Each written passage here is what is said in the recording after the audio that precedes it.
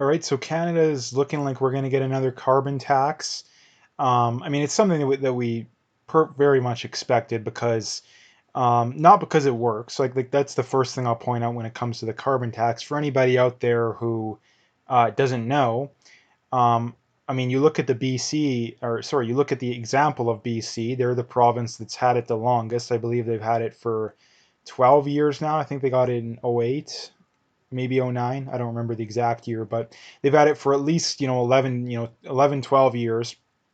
And their own numbers show that it has had no effect. I mean, I've seen numbers that shows that it has upwards of like a 1% effect, 0.5%, but not to mention too, I think their emissions are actually up recently. So you look at their numbers, they're at most a minuscule effect, like barely even measurable, right? So we know beyond a shadow of a doubt that a carbon tax does not work, right? Like it does not work. And what does a carbon tax do though? On the flip side, let's just assume that it does work, right? On the flip side, it makes the cost of living go up, right? I mean, the cost of food. If anybody who buys groceries, right? Anybody that remotely keeps track of how much they're spending, on a month-to-month basis, especially if you buy similar things, um, you very much have probably have recognized that the prices have gone up. I mean, even just over the last 3 or 4 years, right? Like since the Trudeau Liberals have got in, the price has gone way up. Like there's no way it's at the whatever 2% number the government likes to claim it is. It's clearly a lot higher than that. Um, but and this is the thing too, that the estimates have shown that the carbon tax is going to have to be far higher than what it actually is before it would have an effect. And here's the thing, it may never have an effect. And that's the problem too, that the people that support the carbon tax never bring up too, is that um, just how much does the cost of living have to go up before you would not support it? Like I really like to know, because right now I believe it's at what, $50 a ton, um, maybe 100. But I've seen that the numbers that have shown, or the numbers have shown that I think it has to be at least like 300, 350 before it would make much of a difference. So it's going to have to at least be tripled. Um, and like I say, the cost of living has gone way up just from $50 a ton. Like imagine, 50 to 100, whatever it is. Not to mention too, I think provinces can increase it as well, but at the very least, it's a minimum of 50, I believe.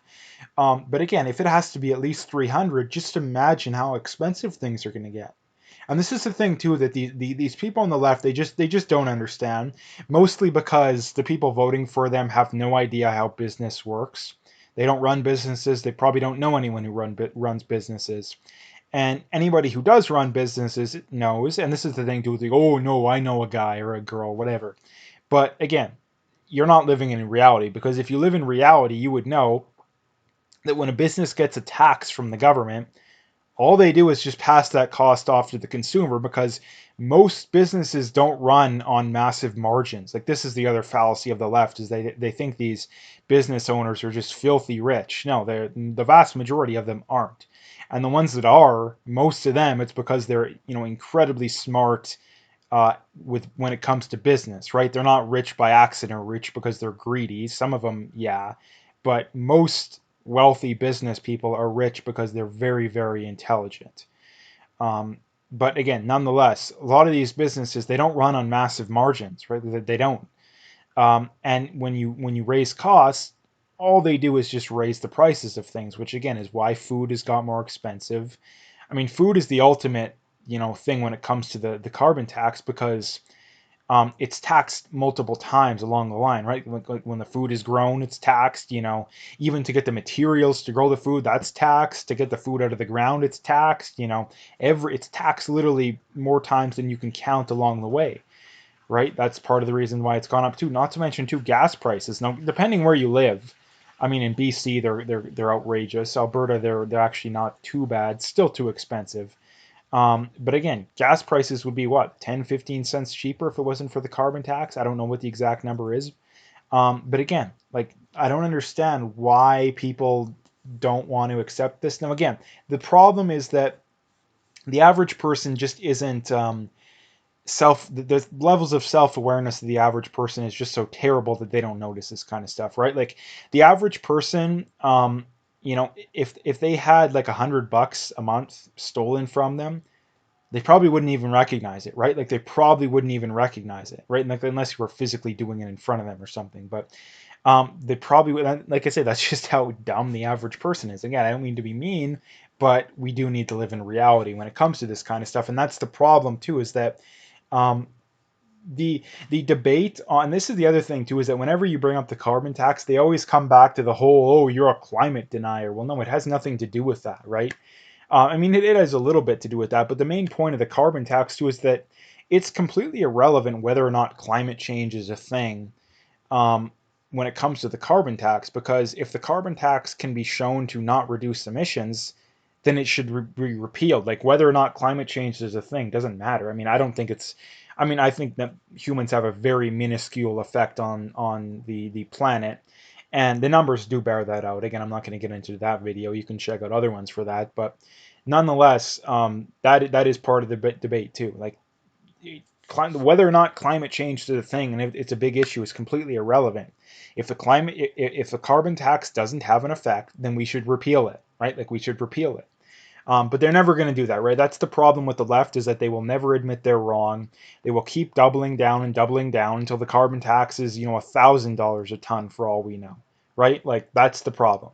Um, and not to mention too, you have most of their supporters are people that they view it as a badge of honor to be treated like a peasant, and they get up there loud and proud, defending their overlords, that hey, we got to be good peasants. You can't question the narrative. We're peasants, don't you know? Like again, that's pretty much what their supporters are saying.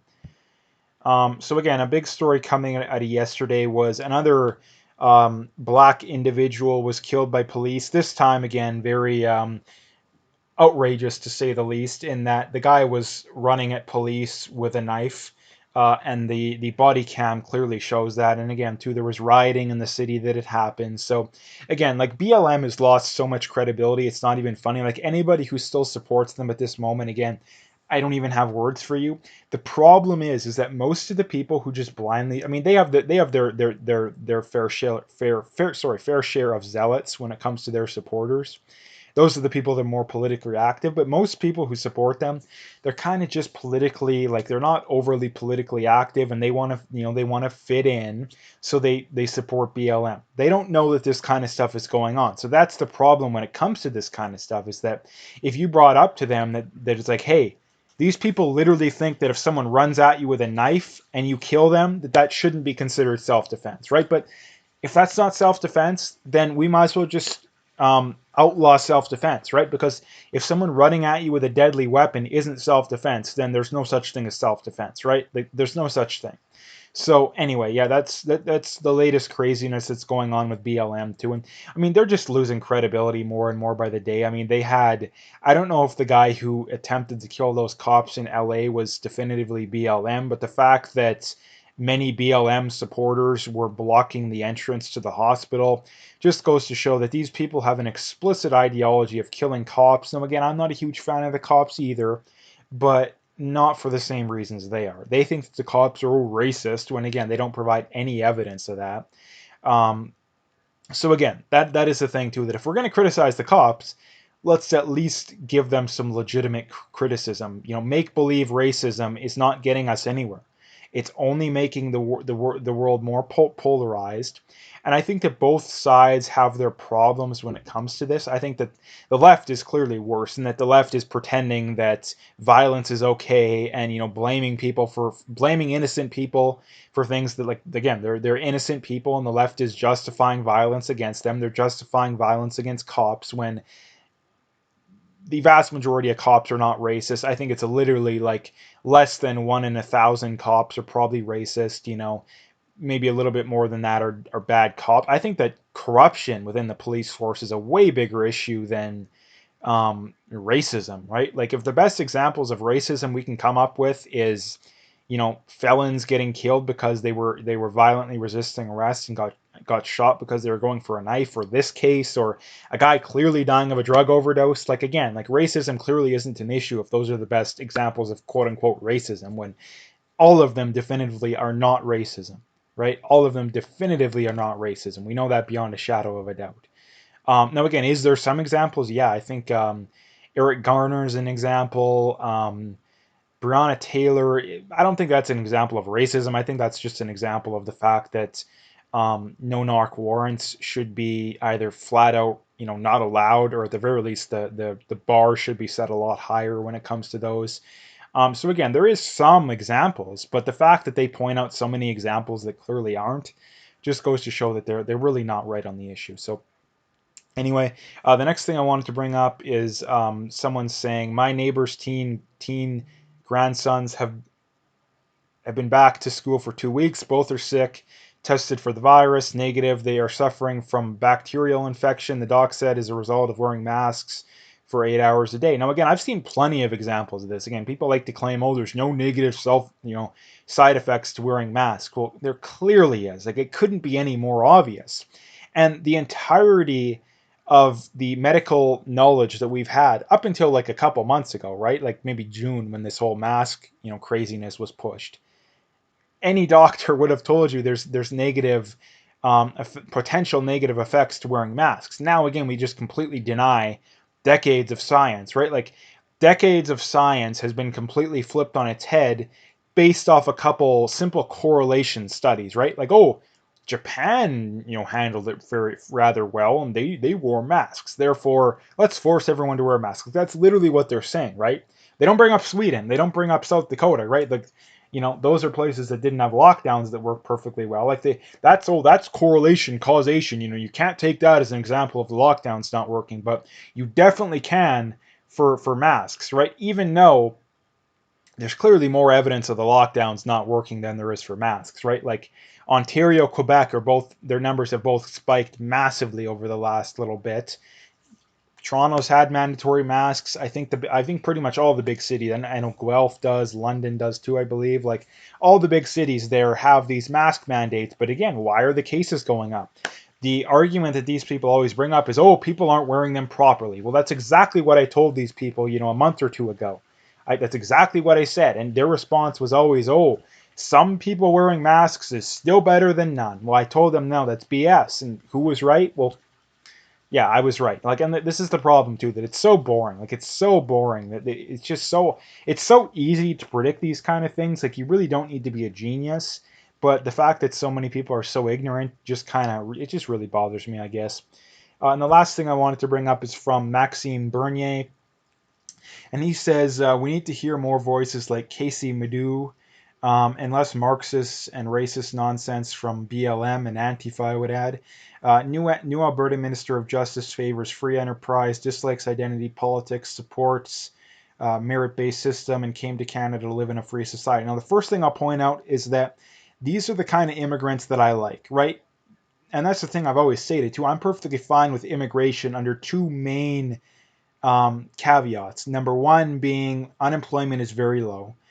If there's high unemployment, there's absolutely no need whatsoever for immigration. There should be literally zero immigration unless the unemployment rate is low, and I would say probably below like 4%. Though maybe 5, but probably 4.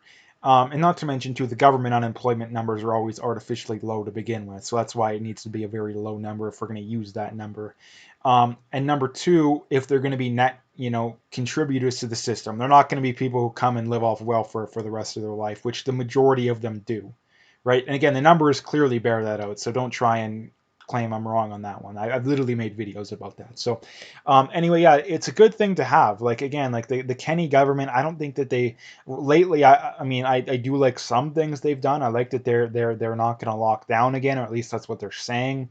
But I really think they need to start getting more real. Like, again, this blatant, like, again, like, they don't seem to really want to have an identity. Like you need to start pushing back against this craziness that's going on, and we need more people doing that. Like that, and that's the problem too, is that the NDP and Alberta are growing steam, because of them continuously dropping the ball, right? Like it's not the NDP have better ideas. They're just going to want to implement socialism, right?